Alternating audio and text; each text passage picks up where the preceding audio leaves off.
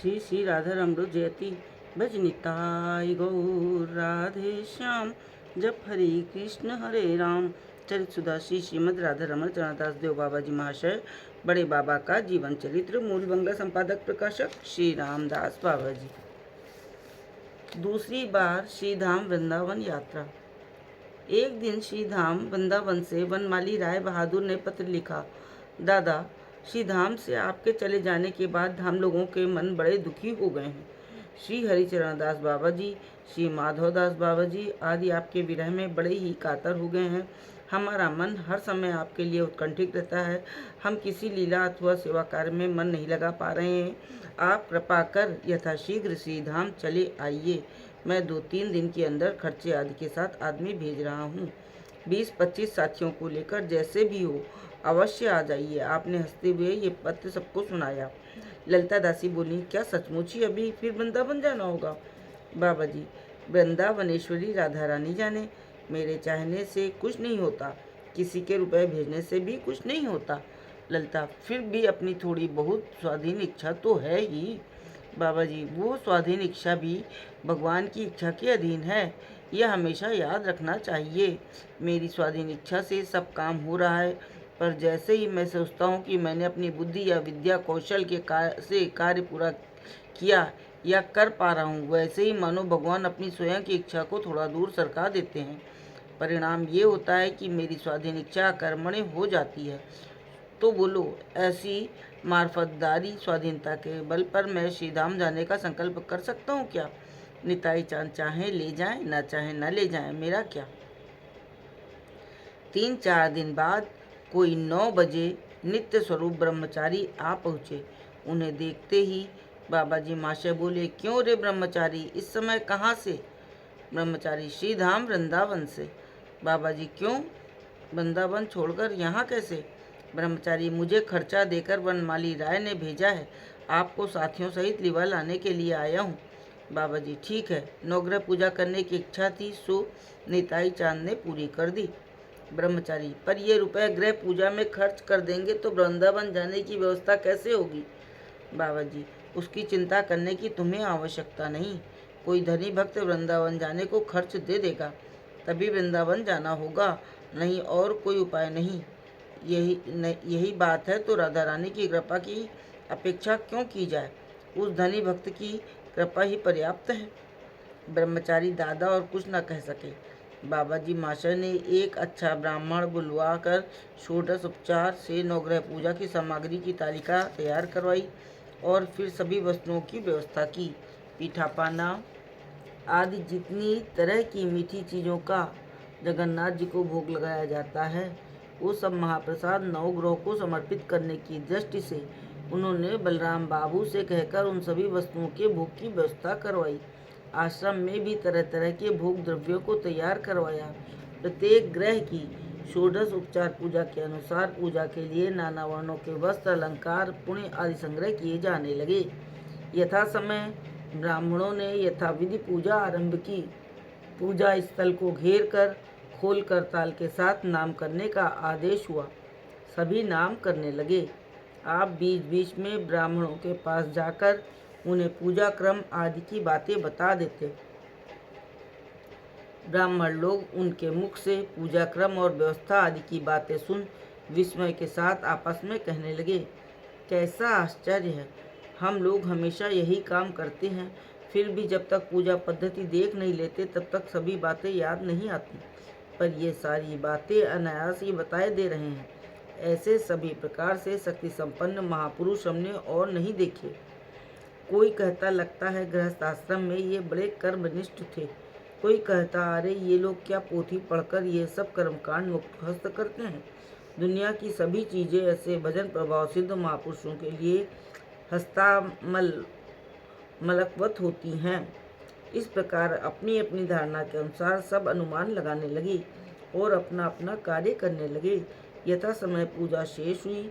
आरती आदि के बाद पंडित ब्राह्मणों को दक्षिणा दी गई। नाम शेष कर ब्राह्मणों की महाप्रसाद सेवा की व्यवस्था की गई। ब्राह्मण भोजन के बाद बाकी सब ने महाप्रसाद पाकर विश्राम किया। दिन पर दिन बीतने लगे।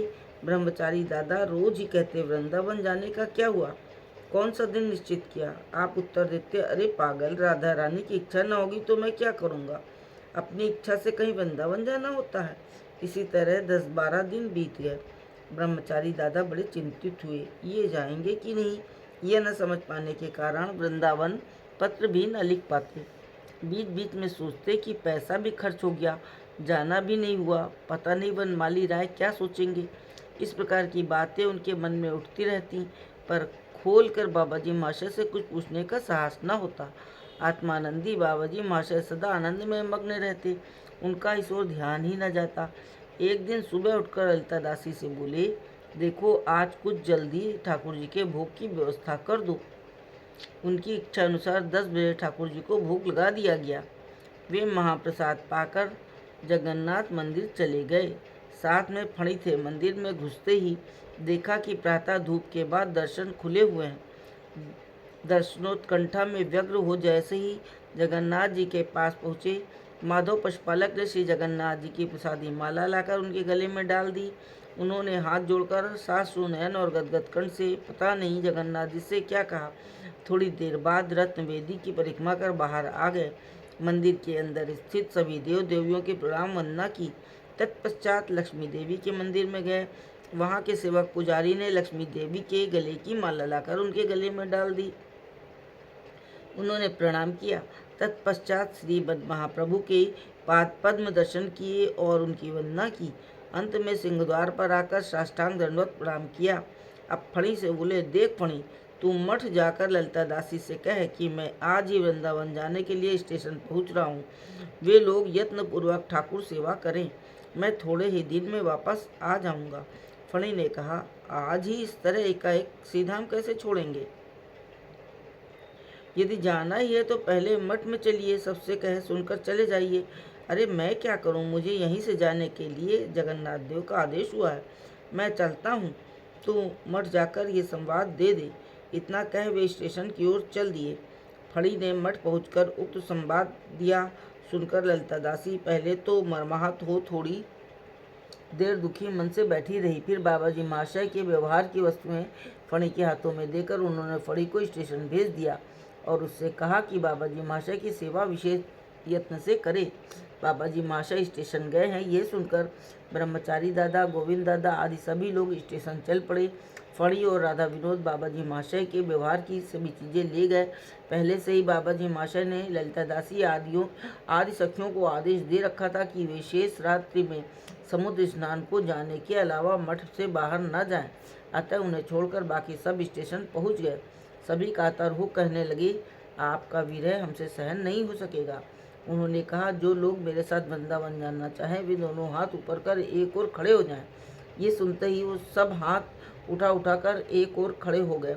एक व्यक्ति ने गिनकर कहा, 50 लोग हैं। तब बाबाजी महाशय ने ब्रह्मचारी दादा से 8 टिकट कटक के और बाकी कलकत्ते के लाने को कहा। वे बोले, मेरे पास करीब 50 रुपये ही हैं, बाकी नौग्रह पूजा में खर्च हो गए। तब आप बोले, अच्छा, जो है उससे 8 कटक के और शेष कलकत्ते के ले आओ, जो कमी पड़ेगी वो बलराम देंगे। ऐसा ही हुआ। टिकट खरीदने के बाद सब गाड़ी में बैठ गए। यथा समय कटक स्टेशन आया। बाबाजी महाशय रामदादा से बोले, राम, तुम इन लोगों को लेकर कलकत्ता जाओ, मैं 5-6 दिन में आ रहा हूँ।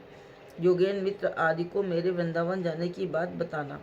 ये कहकर वे ब्रह्मचारी दादा, गोविंद दादा, सीताराम, राधा विनोद, फणी, प्रेम दादा और उदाहरण को लेकर श्रीरास विहारी मठ चले गए। कटकवासी लोग आज इस अप्रत्याशित रूप से बाबाजी महाशय को आया देख परमानंद सागर में डूब गए। उनके साथ 6-7 दिन परमानंद में बिताकर वे कलकत्ते में मिर्जापुर मठ पहुंच गए और एक साथी को श्रीधाम नवद्वीप भेजकर अपने शिक्षा गुरु श्रीयुत गौर हरिदास महंत महाराज को कलकत्ता बुला लिया। 6-7 दिन बाद पुलिन दादा को बुलाकर उन्होंने कहा, देखो पुलिन, 60 आदमियों के लिए गाड़ी हाथरस तक के लिए रिजर्व करा आओ। 3 जगह गाड़ी कटेगी, बैद्यनाथ, मुगल सराय और विंध्याचल। पुलिन, कब जाएंगे? बाबाजी, कल ही जाएं तो अच्छा, नहीं तो परसों। पुलिन दादा हावड़ा स्टेशन जाकर रिजर्वेशन के लिए दरखास्त दे आए। दूसरे दिन रुपया जमा करना था। उन्होंने आकर बताया तो बाबाजी महाशय बोले, अच्छा, कल रुपये ले जाना। नित्य स्वरूप ब्रह्मचारी आदि आपस में कहने लगे, आश्चर्य, एक पैसा भी हम लोगों के पास नहीं है और स्वयं पैसा कौड़ी स्पर्श तक नहीं करते। फिर भी कैसे प्रसन्न चित्त से पुलिन दादा से कह दिया, कल रुपए ले जाना। देखते हैं निताई चांद क्या लीला करते हैं। किसी ने कहा, हमने बहुत बार देखा है, जब आपको इच्छा होती है तो रुपया कहीं न कहीं से आ जाता है। इस प्रकार अपने अपने विश्वास के अनुसार सब बात करने लगे। वो दिन बीत गया। वृंदावन जाने की बात सुनकर बहुत लोग आपके दर्शन को आने लगे। रात को कोई 8 बजे योगेंद्र मित्र आए और रेल के किराए के लिए 500 रुपये दिए गए। दूसरे दिन पुलिन दादा वो रुपये स्टेशन पर जमा कर आए। बाबा जी महाशय की इच्छा होते ही रुपयों को आते देख सभी आश्चर्यचकित रह गए। अगले दिन वे साथियों के साथ हावड़ा स्टेशन जा पहुँचे। बहुत से लोग उनसे मिलने पहुँच गए। मधुर वाक्यों से सभी से विदा ले जैसे ही गाड़ी में बैठे गाड़ी चल दी।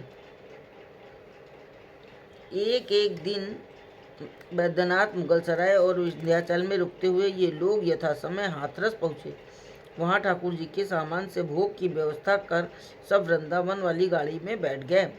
वृंदावन वाली गाड़ी में चढ़ते ही बाबा जी महाशय की अवस्था अन्य प्रकार की हो गई। पता नहीं कैसे अनमनस्क से बैठे रहे। संध्या समय गाड़ी वृंदावन पहुंची। श्रीयुत राम हरिदास बाबा जी, श्रीयुत माधवदास बाबा जी आदि बहुत से वृंदावनवासी महात्मा वैष्णव स्टेशन पर आपके पहुंचने की प्रतीक्षा कर रहे थे। जैसे ही गाड़ी रुकी, दोनों ओर से राधे राधे की ध्वनि गूंज उठी। आपने गाड़ी से उतरकर सभी को साष्टांग दंडवत की। उसी समय श्रीयुत राम हरिदास बाबा जी ने उन्हें उठाकर आलिंगन किया। इसी प्रकार सभी के साथ प्रेमालिंगन, प्रीत संभाषण, दंडवत प्रणाम आदि यथा योग्य व्यवहार कर वे गंगा जी के मंदिर चले गए। गंगा जी के मंदिर में हरि कथा, कीर्तन और तत्वालोचना में आनंद में दिन बीतने लगे। एक दिन श्रीयुत कामिनी कुमार घोष महाशय श्री राधा कुंड से आए और बोले, राजर्षि महादुर ने आपको साथियों के साथ श्री राधा कुंड लिवा ले जाने के लिए मुझे भेजा है। बाबा जी, अच्छा कल चलेंगे। दूसरे दिन यथासमय श्रीयुत राम हरिदास बाबा जी, श्रीधामपुरी के रामकृष्ण दास बाबा जी अपने गुरुदेव और कुछ वृद्ध वैष्णवों को गाड़ी में भेजकर बाबा जी महाशय बाकी लोगों के साथ नाम करते हुए पैदल रवाना हुए। इधर आपके आने की बात सुनकर राजा से हरिचरण दास बाबा जी, रसिक दास बाबा जी आदि कुछ लोग आपके अवगानी के लिए चल पड़े।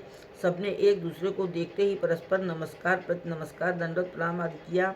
फिर नाम करते हुए सभी ने विनोद मंदिर में प्रवेश किया और थोड़े विश्राम के बाद सब महाप्रसाद पाने बैठे। नाना प्रकार से इष्ट गोष्ठी चल रही थी। उसी समय राजा श्री बोली, दादा, मैंने आशा की थी कि आप ट्रेन से उतरकर सीधे विनोद मंदिर पधारेंगे, पर पता नहीं मेरे किस भाग्यदोष के कारण ऐसा नहीं हुआ। आप आज से कहीं और नहीं जाएंगे।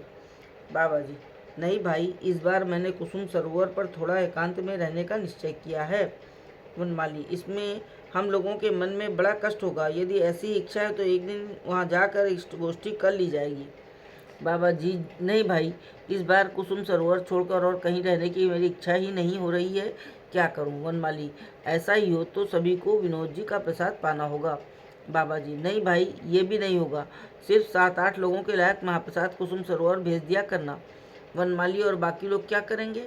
बाबा जी, क्यों? श्री वृंदावन धाम आए हैं, माधुकरी करेंगे। हम लोग आज ही वहाँ जाएंगे। वनमाली, तो मुझे लगता है कि मैंने कोई अपराध किया है, अन्यथा ऐसी क्या बात है कि एक दिन भी विनोद मंदिर में न रहें। बाबा जी महाशय और कुछ न कह सके। वो रात विनोद बाड़ी में ही बिताई। दूसरे दिन सुबह नाम करते हुए कुसुम सरोवर को चल दिए। कुसुम सरोवर पहुंचकर आपने राधा विनोद, फणी, उद्धारण आदि कुछ लोगों को रोज गिरिराज परिक्रमा करने का आदेश दिया। बाकी साथियों को आदेश दिया कि वे कुसुम सरोवर के चारों ओर झाड़ू लगाएं और माधुकरी करें। यथा समय विनोद मंदिर से महाप्रसाद आ गया। श्रीयुत राम हरिदास बाबा जी, माधवदास बाबा जी, हरिचरण दास बाबा जी आदि कुछ महात्मा आपके साथ ही थे। विनोद जी का जो पुजारी महाप्रसाद लेकर आया था, उससे बाबा जी महाशय ने कहा, देखो भाई, वनमाली से कहना कि अब और महाप्रसाद भेजने की आवश्यकता नहीं। यहाँ दाऊ जी हैं, यदि कुछ भेजने की इच्छा हो तो वो अमनिया अनिवेदित सामग्री भेजें। दाऊ जी को भोग लगाकर हम सब प्रसाद पाएंगे। इस प्रकार बड़े आनंद से दिन बीतने लगे। एक दिन बाबा जी महाशय बहुत से लोगों के साथ गोवर्धन के नीचे भ्रमण कर रहे थे। नाना प्रकार के भगवत प्रसंग चल रहे थे। इसी समय हरिचरण दास बाबा जी बोले, दादा, महाप्रभु द्वारा प्रचारित इतने नामों के रहते हुए आप एक और नए नाम भज निताई गौर राधेश्याम जप हरे कृष्ण हरे राम का प्रचार क्यों कर रहे हैं? बाबा जी, भाई नाम तो स्वप्रकाशित है, मेरे प्रचार करने का क्या प्रश्न। तुम पंडित हो, तुमसे पूछता हूँ, निताई गौर राधेश्याम हरे कृष्ण हरे राम, इनमें कौन सा नाम नया है। हरदास, नहीं दादा, मैं इस तरह नए नाम की बात नहीं कर रहा। मेरे कहने का उद्देश्य है कि श्री कृष्ण चैतन्य प्रभु नित्यानंद हरे कृष्ण हरे राम, श्री राधे गोविंद और निताई और राधे श्याम हरे कृष्ण हरे राम, ये दोनों नाम एक ही हैं, पर पहले वाला नाम ही किया जा सकता है। फिर नए ढंग का एक और नया नाम तैयार करने की क्या जरूरत। बाबा जी, इसे सामान्य भाव से तुम्हें समझाए देता हूँ। ये जो ग्वाल बाल गोचरण कर रहे हैं, इन्हें बुलाओ तो। हरिचरण दास बाबा जी महाशय के बुलाने पर ग्वाल बाल आ गए। बाबा जी महाशय हरिचरण दास बाबा जी महाशय से बोले, इन लोगों से श्री कृष्ण चैतन्य नाम बुलवाओ तो।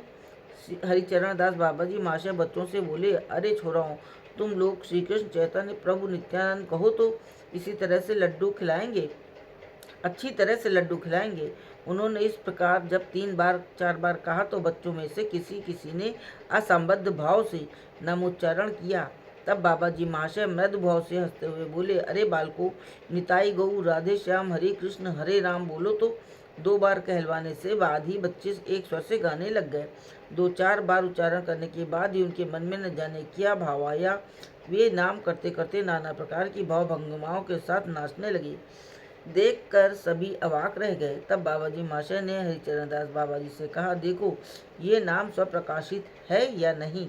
कलराज के प्रभाव से जीवों की जीवा में जड़ता आ गई है, अतः पहले नित्यानंद पदाश्रय लेकर नित्यानंद शक्ति प्राप्त करनी होती है, तभी किसी नाम के उच्चारण की शक्ति मिलती है।